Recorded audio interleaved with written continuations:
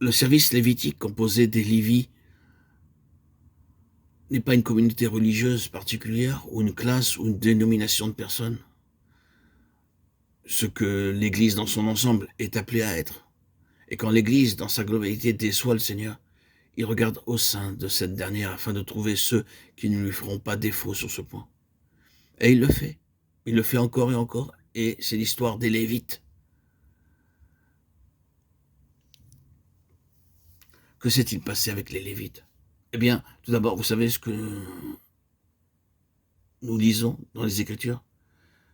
Comment ils n'ont apparu avec l'Éternel qu'au temps du veau d'or, du déchaînement de la nation, et comment les fils de Lévi se sont séparés de cette corruption, de cette pollution, de cette souillure, en se positionnant en dehors de tout cela.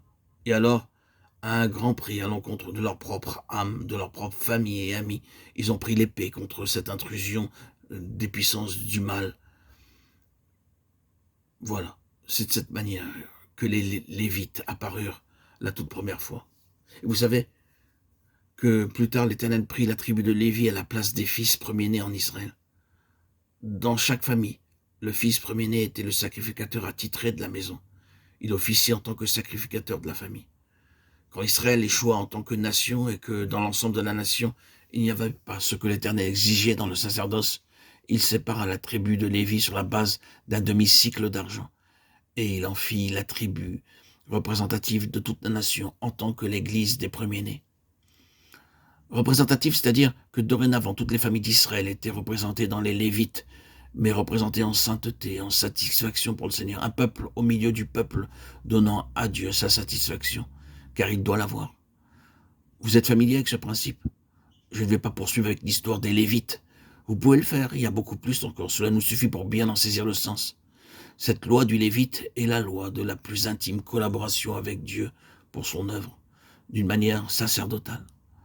Lorsque nous disons cela, nous voulons dire méditation, intercession, se tenir entre Dieu et ses enfants afin de les réunir, de servir de médiateur de Dieu en vue de donner à son peuple ce qu'il désire, d'amener ses enfants au contact de Dieu et de ses ressources.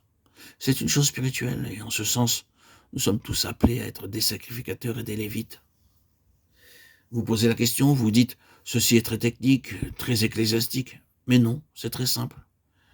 Il y a une part d'œuvre en cours qui doit maintenant croître, se développer en nous, porter toutes les marques d'un mouvement de Dieu très réel dans nos cœurs.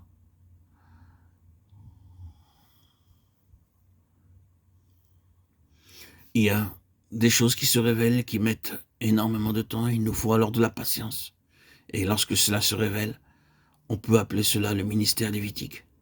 C'était caché. Notre entourage, notre famille n'en avait aucune connaissance. Et pourtant cela se poursuivait en nous. Dieu savait tout. Vous êtes petit, peut-être une âme seule quelque part, vous êtes peut-être un petit groupe isolé dans un endroit, ou peut-être un plus grand groupe, mais que vous soyez seul ou dans des groupes plus nombreux, plus grands, le fait est que c'est à ceci que vous êtes appelés, à être des Lévites de Dieu, dans cette collaboration pour vous tenir, non entre lui et le monde, mais entre lui et ses propres besoins dans son peuple, entre lui et son dessein à l'égard de son peuple. C'est une vocation qui était celle des Lévites. Et chers amis, si vous avez besoin de bien saisir l'importance de cela pour le Seigneur, ce n'est rien d'optionnel, d'additionnel, que vous pouvez prendre ou laisser.